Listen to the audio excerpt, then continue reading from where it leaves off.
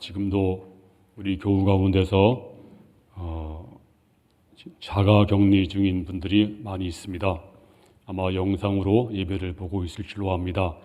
그분들에게도 하나님의 은혜가 충만히 임하기를 주님 이름으로 축복합니다. 오늘 본문에 보면 한 율법 교사, 율법사라고 하죠. 율법사가 등장합니다. 이 율법 교사를 요즘으로 말한다면 한 변호사 또는 판사, 그 시대 엘리트들이었습니다. 근데 한 율법사가 예수님에게 좀 못된 마음을 가지고 오늘 본문에 보니까 예수님을 시험하시려고 질문을 했다 그랬습니다. 25절에 보면 어떤 율법 교사가 일어나 예수를 시험하여 이르되 선생님, 내가 무엇을 하여야 영생을 얻으리까? 이 질문은 순수하지 못한 마음으로 한 거지만 사실은요, 굉장히 탁월한 질문입니다. 우리가 이 질문을 해야 됩니다. 그리고 답을 얻어야 됩니다.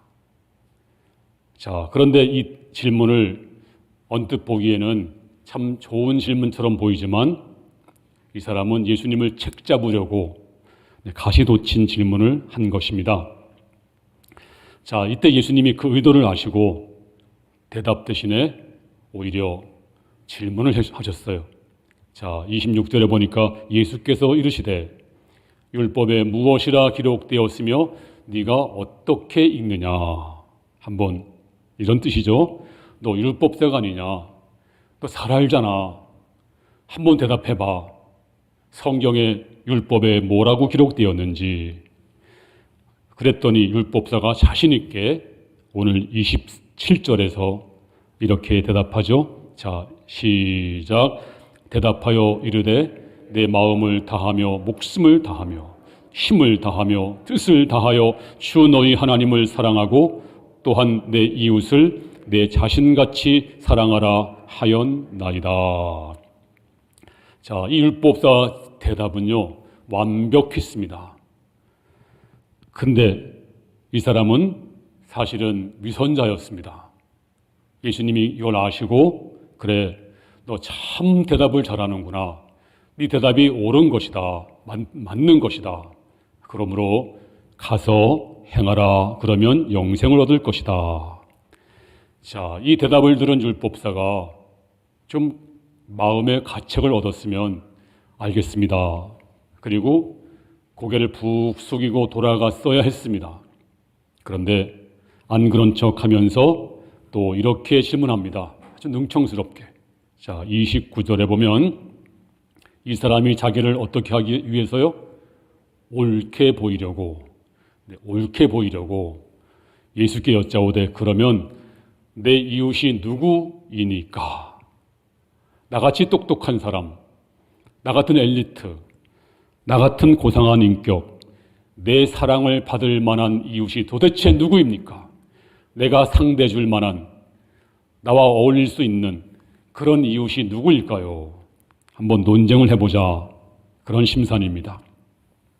자, 예수님이 그 악한 의도를 아시면서도 오늘 본문에 보면 아주 친절하게도 내 이웃이 누구인가 하는 것을 비유로 말씀했는데 이 비유가 바로 유명한 강도 만난 자 비유인데요. 모르는 사람 없으시죠? 다 아는 비유입니다. 근데 이 비유는 성경학자들이 말하기를 이것은 꾸며낸 얘기가 아닙니다. 비유도 아닙니다. 그 당시에 실제로 있었던 사건을 주님께서 말씀하신 것이다. 이렇게 해석을 해요. 왜냐하면 만약에 이게 꾸며낸 얘기라면 그 당시에 제사장들이 얼마나 무섭습니까? 정면적 모독을 한 것입니다. 따라서 이것은 성직 모독이 되고 그리고 무슨 표현을 당할지 몰라요. 근데 오늘 이 비유를 들으면서도 저들이 꼼짝 못했어요. 이걸 보면 아마도 이와 비슷한 사건이 이런 사건이 실제로 있었던 사건인 것 같습니다. 자, 유명한 선한 사마리아 비유. 내용은 이렇습니다. 어떤 사람이요, 예루살렘에서 여리고로 내려가고 있었어요. 예루살렘은 해발 700m입니다. 높은 언덕 위에 있는 고지대에 있는 도시입니다. 그런가 하면 여리고는 저 바다 밑에 있는 해저 400m쯤 되는 그런 도시입니다. 근데 거리는 얼마 안 돼요. 거리가 짧아요. 27km. 그러니까 서울과 인천 사이 이 정도입니다. 그러니까 당연히 내려가는 길에 급경사가 많았습니다. 그리고 굉장히 험했습니다. 그러니까 강도가 들끓었습니다. 자, 한 유대인이 길을 걸어가다가 그 길을 가다가 강도를 만납니다. 강도가 그 사람 옷을 다 벗겼어요. 그리고 얼마나 팼는지 거의 죽을 지경까지, 그냥 두면 죽게 생겼어요. 그 정도까지 두들겨 팼습니다. 그냥 두면 죽게 생겼습니다. 근데 마침 그 시간에 하나님의 사람, 거룩한 사람, 제사장이 그 길을 걷고 있었습니다. 신음소리가 나서 가보니까 한 사람이 피투성이가 되어서 거의 죽은 상태까지 갔습니다. 자, 근데 오늘 성경에 보니까 이 제사장이 그냥 피하여 지나갔다, 이렇게 말씀하고 있습니다. 왜 그랬을까요? 이 사람이 왜 그랬을까요? 그 이유를 우리가 이렇게 발견할 수가 있습니다. 레위기 21장 1절에 보면 다 같이 시작. 여호와께서 모세에게 이르시되 아론의 자손 제사장에게 말하여 이르라. 그의 백성 중에서 죽은 자를 만짐으로 말미암아 스스로를 더럽히지 말려니와. 제사장은요, 죽은 자를 만지면 안 돼요. 부정하다 그랬습니다. 하나님께 제사하는 자는 시체를 만지지 말라. 아마도 이 제사장은 이제 제사를 집전하러 가는 길인지 모릅니다. 근데 사람이 지금 죽어가고 있습니다. 아서라, 만졌다가는 부정탄다. 그래서 제사를 위해서 아마도 피하여 지나갔을지 모릅니다. 근데 얼마 후에 또 레위 사람이 지나갑니다. 레위인은 어떤 사람이냐? 그 당시에 세상 직업 같지 아니하고 하나님의 성전에서 수종 들면서 성전을 관리하는, 그리고 제사를 돕는, 지금으로 말하면 교회 중직자들입니다. 자, 이 사람도 그냥 지나갔습니다. 왜 그랬을까요? 아마도 내가 가서 바로 예배를 준비해야 되는데 예배 늦을라, 가서 기도도 해야 되고 성전도 청소해야 되고 하는데 저 사람에게 신경 쓰다가는 예배 못 드릴라. 아마 그래서 그냥 지나간 것 같아요. 마지막에 세 번째는 사마리아 사람이 이곳을 지나갔다. 그런데 이 사람이 어떤 마음을 가졌는가? 자, 오늘 33절에 보면 이렇게 나와 있습니다. 33절 시작. 어떤 사마리아 사람은 여행하는 중 거기 이르러 그를 보고 불쌍히 여겨. 사마리아 사람이 유대인을 보고 나서 불쌍히 여겼다 하는 것은 이건 보통 문제가 아닙니다. 왜냐하면 그 당시에 그 사람들은 서로 아주 앙숙이었어요. 앙숙. 그래서 이래 보고서 쓰러져 있으면 그냥 한 대 치고 가든지 꼴 좋다, 잘 됐다, 그리고 그렇게 가야 정상입니다. 그런데 그러지 않고 이 사마리아 사람은 저를 보고 불쌍히 여겼다 그랬습니다. 불쌍히 여겼어요. 그리고 나귀를 세워서 짐을 풀어서 포도주와 기름을 이제 아주 소독을 하고 응급조치를 했습니다. 그리고 나귀 등에 태워서 가까운 여관으로 갔습니다. 그리고 밤새도록 치료해주면서 간호해주면서 그 다음날 주인에게 데나리온 둘이니까 한 20만 원쯤 돼요. 그 돈을 주면서 잘 돌보아 주세요. 제가 돌아올 때 더 들었으면 더 드리겠습니다.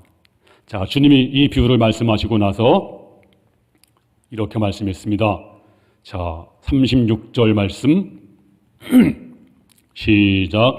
내 생각에는 이 세 사람 중에 누가 강도 만난 자의 이웃이 되겠느냐? 누가 이웃이 되겠느냐? 그러니까 율법사가 이렇게 대답을 하죠. 37절 시작. 이르되 자비를 베푼 자니이다. 예수께서 이르시되 가서 너도 이와 같이 하라 하시니. 누가 이웃인가? 바로 자비를 베푼 자인데, 그럼 너도 이와 같이 하라. 그러면 오늘 이 비유에서 우리에게 주시는 교훈이 무엇일까요? 이 비유를 왜 말씀하셨을까요? 이 비유를 말씀하신 이유가 있습니다. 자, 그 교훈이 뭘까요? 바로 나는 어떤 예배자인가 하는 것입니다. 나는 과연 어떤 예배자인가? 자, 제사장과 레위인 사람들은 그 당시에 하나님의 성전에 머물면서 예배를 드리면서 큰 은혜를 받았을 것입니다. 그리고 틈만 나면 시편을 읽고 예언서를 읽고 또 제사를 드리면서 하나님께 은혜를 많이 받았습니다. 그런데 막상 사랑을 베풀 그 시간이 왔을 때는 오늘 성경이 말하기를 피하여 지나갔다, 이렇게 말씀하고 있습니다. 자, 우리 역시 그럴 수가 있습니다. 우리 역시도, 저와 여러분도 그럴 수가 있어요. 교회에 와서 예배를 드립니다. 은혜를 받습니다. 찬송도 부르고 기도도 드렸습니다. 그런데 이제 문 열고 세상으로 갔어요. 거기서 사람들을 만납니다. 근데 내가 사랑을 베풀 사람들입니다. 그런데 우리는 여전히 눈을 감고 이제 다른 사람으로 변해버릴 수가 있습니다. 그 당시에, 예수님 당시에 로마 사람이 쓴 기록에 의하면 이런 기록이 있어요. 6월절 날 제사를 드리는데 하루에 18만 6천 마리 양을 드렸다. 상상해 보세요. 6월절 날 하루에 18만 6천 마리 양을 드렸습니다. 어마어마한 양입니다. 보통 많은 숫자가 아닙니다. 아마 그날 아마도 피비린내가 진동했을 것입니다. 그런데 그 당시에 사람들이 제사 드리면서, 여러분 제사 어떻게 드려야 돼요?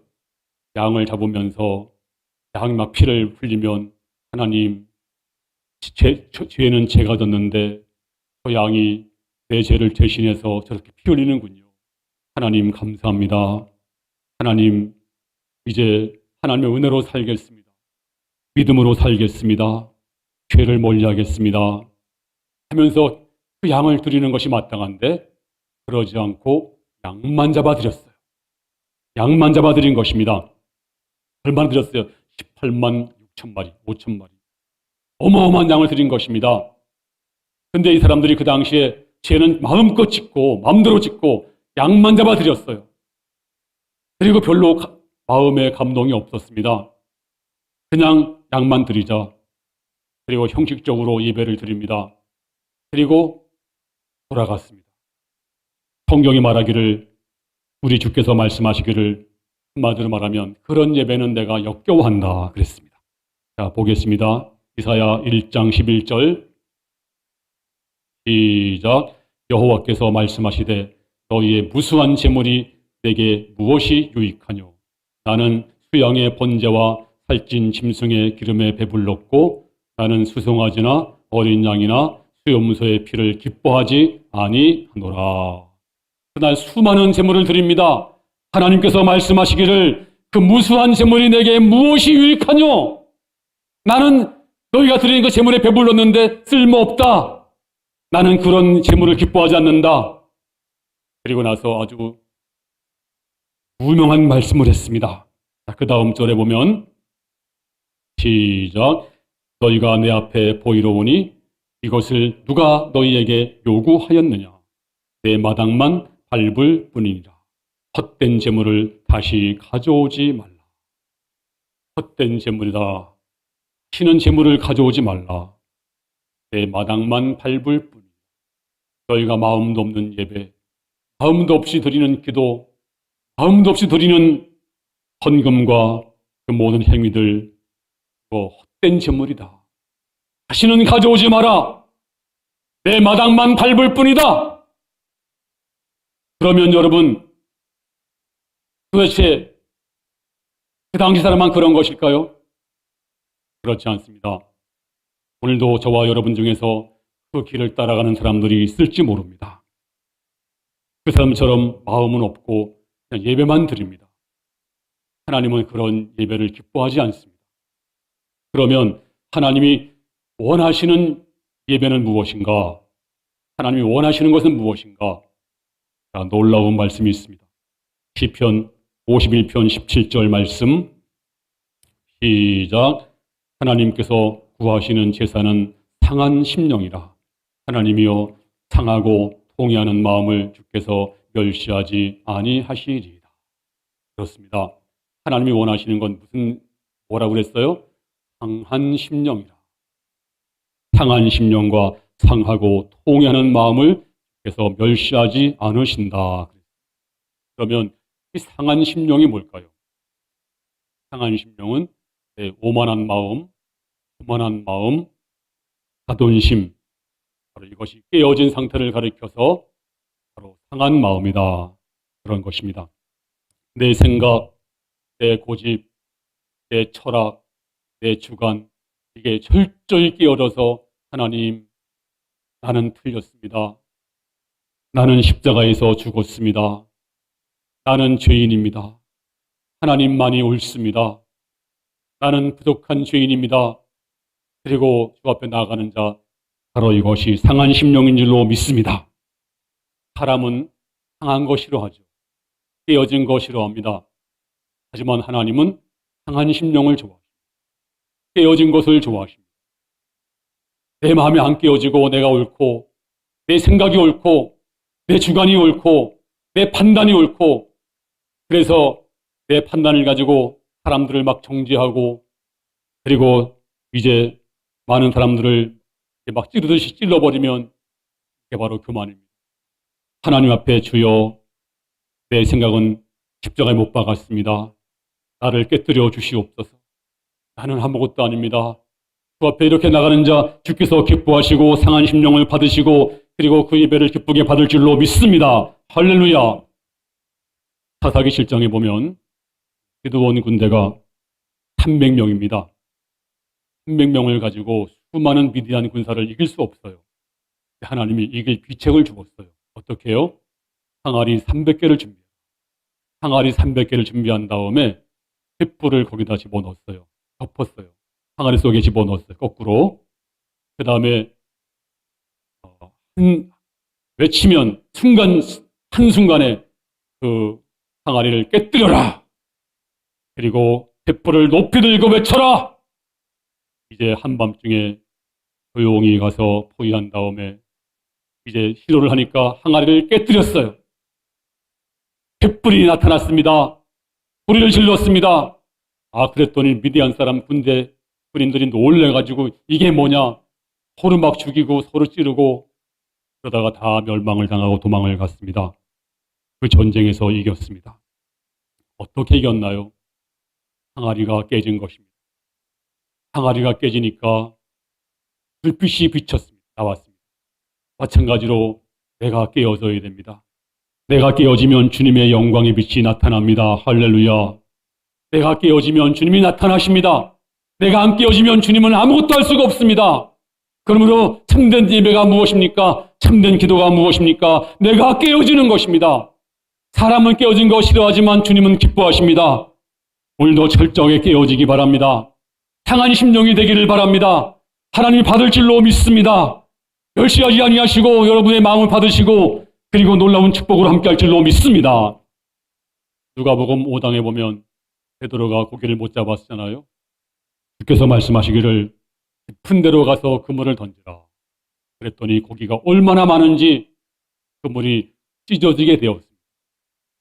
그때 베드로가 예수님 신납니다. 고기를 많이 잡았습니다. 할렐루야 그랬나요? 그 그물이 찢어지는 그 순간에 그의 마음이 찢어지고 있었어요. 심령이 깨어져서 상한 심령이 되었습니다. 그가 말하기를 무릎 꿇고 고백하기를 주여 나를 떠나주세요. 나는 죄인입니다. 하나님이 그를 사용하시고 놀라운 사도로 삼으셨습니다. 하나님은 깨어진 심령을 쓰시는 것입니다. 오늘도 주 앞에 주님 나는 이 시간 깨어졌습니다. 주님 내 고집도 깨어지고 내 생각도 깨어지고 내 주관도 깨어지겠습니다. 주님이 내 마음을 주관하여 주시옵소서. 내 마음은 상한 심령이 되겠습니다. 주여 말씀해 주시옵소서. 내가 듣겠나이다. 이럴 때 여러분의 찬송을 주께서 받을 줄로 믿습니다. 여러분의 기도를 들으실 줄로 믿습니다. 여러분의 한구문도 받을 줄로 믿습니다. 여러분 예배가 참될 줄로 믿습니다. 이렇게 되기를 주 이름으로 축원합니다. 마지막으로 나는 영혼에 무관심한 자인가 하는 것입니다.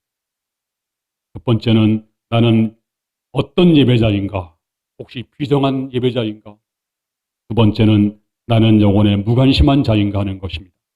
자, 오늘 제사장과 레위인 그 사람은요 남에게 피해 준 적이 없어요. 존경받는 사람들입니다. 아주 그 사회 엘리트들입니다. 그런데 이 사람들이 지은 죄가 뭘까요? 바로 한마디로 말하면 무관심입니다. 저들 가슴은 냉담했습니다. 오늘 비유로 저들을 주님이 책망하시는 것입니다.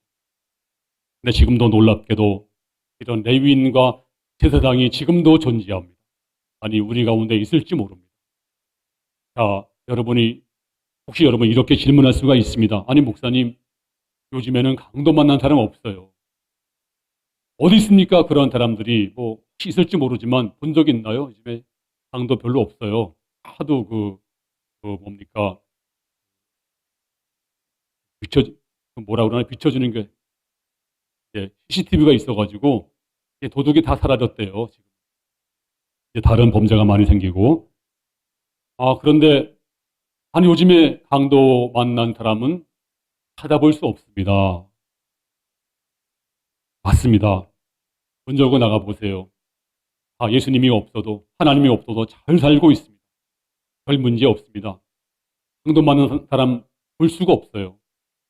그리고 그런 사람을 불쌍히 여긴다고 하는 것도 별로 상식적으로 맞지 않습니다. 그러면 여러분 강도 많은 사람이 없을까요? 우리가 바로 주님의 눈을 가지고 봐야 됩니다. 우리가 영적으로 눈을 뜨셔야 됩니다.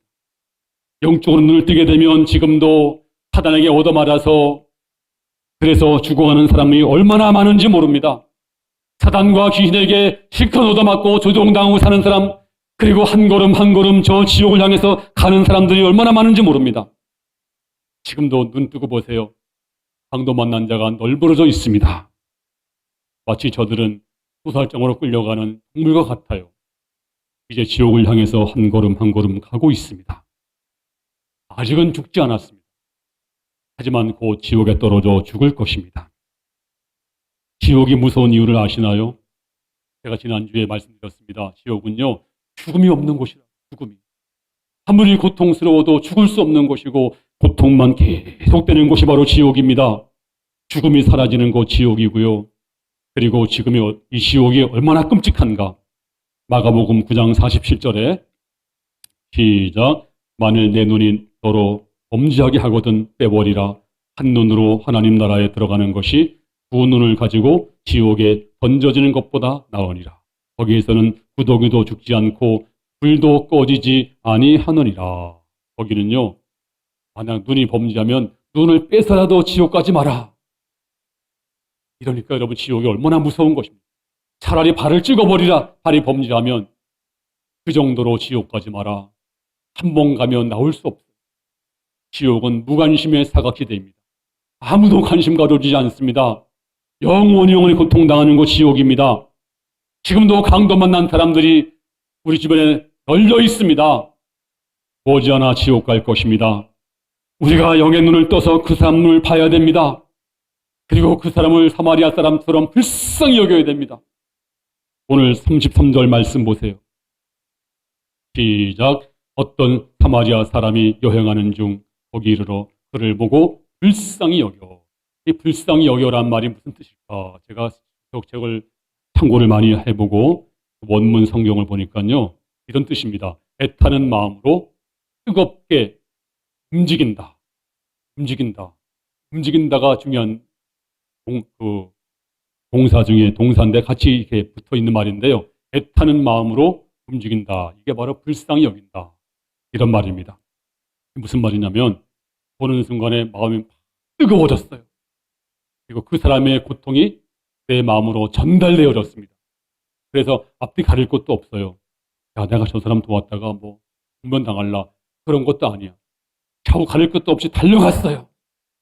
애타는 마음으로 움직이는 것, 달려가서 끌어안고 그 사람을 치료하는 것, 그 사람 아픔을 내게 전달받는 것, 이것이 바로 불쌍히 여긴다 그런 뜻입니다. 그냥 불쌍하네, 그 사람이 안 됐네, 그건 그 정도가 아니라 내 아들이 내 딸이 거기 쓰러져서 죽어가는 걸 볼 때 부모는 막 달려가잖아요. 그런 심정으로 정신이 하나도 없어요. 뭐 이것저것 생각할 겨를도 없습니다. 그냥 뭐 도덕이니 종교니 따지지 아니하고 달려간 것입니다. 이게 바로 본능적으로 불쌍히 여기는 마음, 그런 마음으로 달려간 것입니다. 오늘도 지금 우리 주변에 강도만난 자가 널려 있습니다. 수두룩합니다. 하나님이 여러분에게 영적인 눈을 뜨게 하시기를 바랍니다. 그 사람들을 보시기 바랍니다. 그리고 이제 우리는 주님이 주시는 불쌍한 마음을 가져야 돼요. 근데 혹시 여러분 가운데 가족 가운데서도 안 믿는 사람, 또 이웃 가운데서도 강도 만난 사람, 내가 아는 사람 가운데도 강도 만난 사람이 있다면, 근데 내가 그런 마음에 위동이 없다면, 근데 교회 나와서 찬송 부르고 예배드리고 은혜 받았어 그런다면 혹시 여러분도 비정한 예배자인지 모릅니다. 혹시 여러분도 제사장인지 모릅니다. 그 사람들 욕하지 마세요. 나 역시 마찬가지로 레위인과 제사장일 수가 있습니다. 그러므로 이 시간 우리 마음이 아파야 됩니다. 지옥 가는 저 사람, 내가 전도하지 않으면 지옥 가서 영원히 보낼 텐데 하나님 저를 구원해 주시옵소서. 불쌍히 여기는 마음이 여러분 안에 충만히 임하기를 바랍니다. 찰스 웨슬리가 쓴 찬송시가 있습니다. 웬일인가 내 형제여 주 안이 믿다가 죄값으로 지옥 형벌 너도 받겠구나. 웬일인가 내 형제여 마귀만 쫓다가 저 마귀들 지옥 갈 때 너도 가겠구나. 웬일인가 내 형제여 재물만 취하다 세상 물건 불탈 때 너도 타겠구나. 내 형제여 죄악에 매어서 한없이 고생하는 것 참 못 보겠구나. 여보시오 내 동포요 주께로 오시오. 십자가에 못 박힌 주 너를 사랑하네. 이 찬송은 맹랑한 가슴을 가진 사람은 부를 수 없습니다. 무심한 사람의 입에서는 이런 찬송이 연불일 뿐입니다. 우리 마음에 오늘 여러분 마음에 주님이 불쌍히 여기는 마음을 주시기를 바랍니다. 그리고 비정한 예배자가 되지 마시기를 바랍니다. 정말로 하나님 앞에 마음을 드린 상한 심령이 될 수 있기를 바랍니다. 그리고 사마리아 사람이 이제 사마리아 사람처럼 강도 만난 자가 여러분 눈에 보일 수 있기를 바랍니다. 그래서 오늘 배신자 작정 마지막 날입니다. 주님께서 우리 마음을 열어주셔서 내가 꼭 전도할 사람 기록을 하세요. 연필이 없으면 빌려서 하세요. 못 빌리면 손가락을 깨물어서라도 피로 쓰세요. 하나님, 저 영혼을 구원해 주세요. 나를 내게 붙여주신 줄로 믿습니다. 이런 심정으로 이 어려울 때 어떻게 전도합니까? 할 수 있습니다. 우리 선교사들이 전도할 때, 선교할 때 그냥 선교한 사람 아무도 없습니다. 목숨 걸고 선교했습니다. 우리 대한민국도 선교사가 수십 명이 여기 와서 순교당했습니다. 선교사 무덤이 지금도 저기 마포에 가면 있습니다. 그렇습니다. 오늘 하나님이 여러분이 맡겨준 영혼들이 있습니다.